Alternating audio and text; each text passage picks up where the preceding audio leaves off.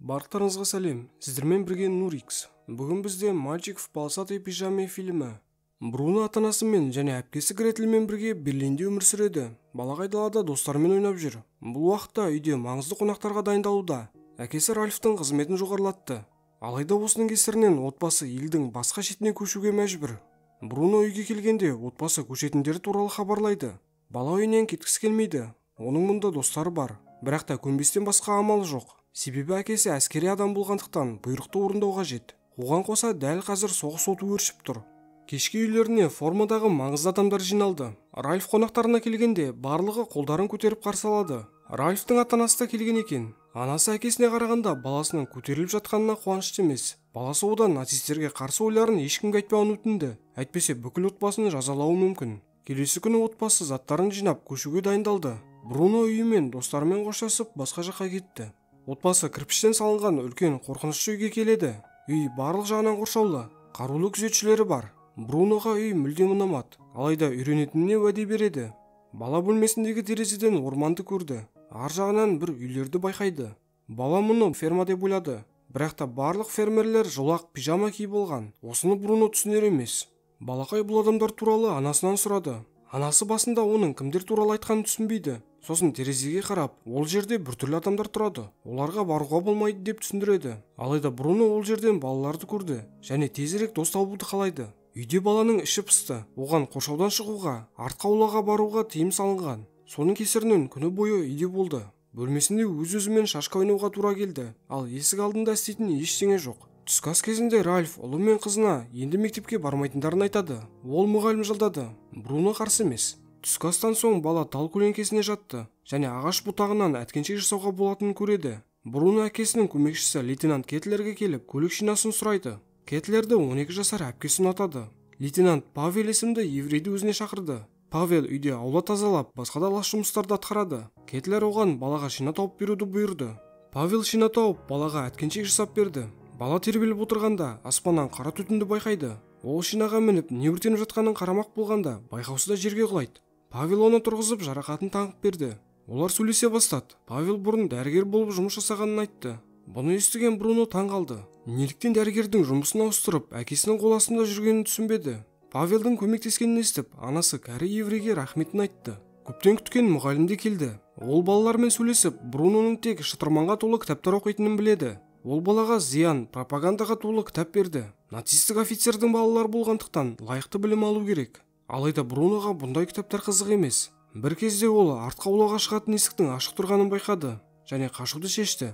Бала сарайдың терезесі арқылы оп-оңай орманнан шықты.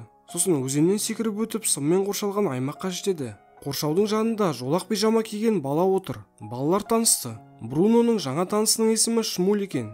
Балақай пижамадағы баладан бұл жер қандай жер деп сұрады. Шмуль өзі де білмейді. Ол тек бұл жерден шығуға болмайтынын және күні бойы жұмысқа жегіп аз тамақ беретінін ғана біледі. Ашулы әскерлерден шаршағанда осы жерге қашып келіп демалады екен. Сықырықтың дыбысы естілді. Сол кезде Шмуль және басқа да тұтқындар казармаға қарай кетеді. Үйде Бруно шоколад ұрлап Шмульға апарып беруді шешті. Бірақ қоршауға келсе досы жоқ. Бала жерге отырып қолына түскен затты лақтырды. Темір лақтырғанда ол қоршаудың электрлі екенін білді. Бұны ол фермадан жануарлар қашпас үшін істеген деп ойлады. Бұл күні Шмуль оралған жоқ. Мұғалім оқытып жатқан үгіт-насихат Бруноға мүлдем ұнамайды. Ал әпкесі бұларды жүрегіне жақын қабылдайды. Ол қуыршақтарын лақтырып, бөлмесіне Гитлер мен нацистік суреттер жабыстырады. Анасы қалаға кеткен кезде Бруно Шмульға баруды шешті.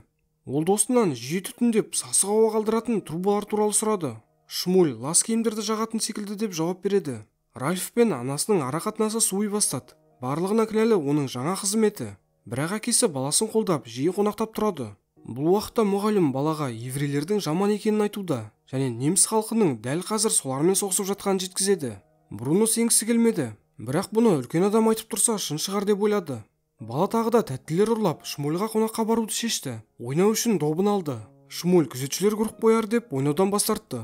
Бұл уақытта Бруноның сапардан келген анасы трубадан шыққан иісті сезді.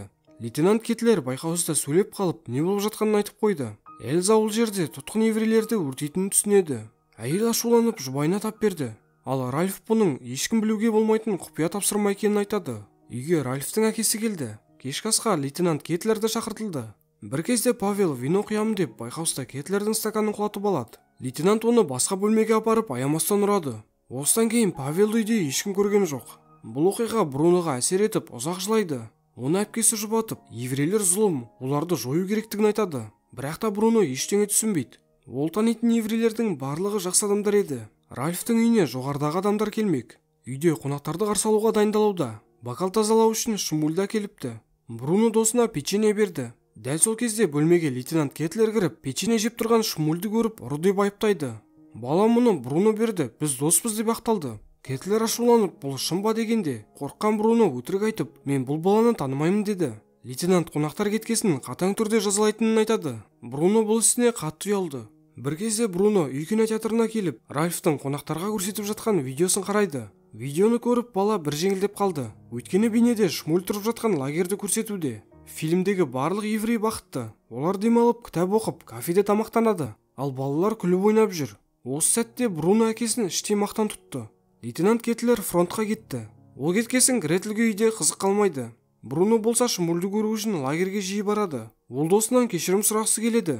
Бір күні Шмуль орнына келді. Оның беті өткендегіден әлі жазылмапты. Бруно кешірім сұрап, екеуі қайта достасты. Бүгін Ральфқа қайғылы хабар келді. Оның анасы бомбалау кезінде қайтыс болған екен. Бұл Эльзаға да ауыр тиді. Ол жұбайымен жиі ұрысып, балаларды бұл жерден алыс ұстауды өтінеді. Гретель көшуге қарсы емес, ал Бруно досынан айырылғысы келмейді. Бұл жолы да Брунода таңдау жоқ. Кетуге тура келді. Бруно кететін туралы хабарды досына жеткізді. Ал Шмуль әкесінің жоғалып кеткенін айтады. Бруно оған әкесін іздеумен көмектесуді шешті. Сым қоршаудан жерді қазу арқылы өтіп, екеулеп лагерден іздемек. Шмуль оған пижама тауып берем деп уәде берді. Кететін күні Бруно досына бутер дайындады. Қолына күрегін алып лагерге қарай бет алды. Келгесін бутердің бір жерге түсіп қалғанын түсінді. Екі дос жерді қазып, Бруно жердің астымен лагерге өтеді. Осы кезде балақай лагердегі өмірдің кинода көрсетілген өмірден өзгеше екенін көрді. Бруно және Шмуль әкесін іздеп казармаға келді. Дәл сол кезде күзетшілер келіп, казармадағылардың барлығын жинап, басқа объектіге әкелді. Арасында Бруно мен Шмуль да бар. Бұл уақытта Эльза баланы іздеп жүр. Гретель екеуі арттағы сарайға келіп, түсіп қалған бутерді табады.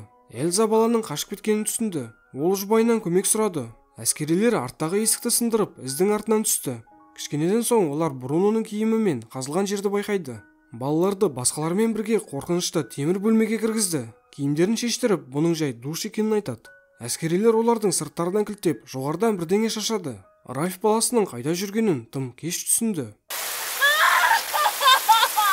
Ол келгенде лагердің барлық тұрғыны өлі болды.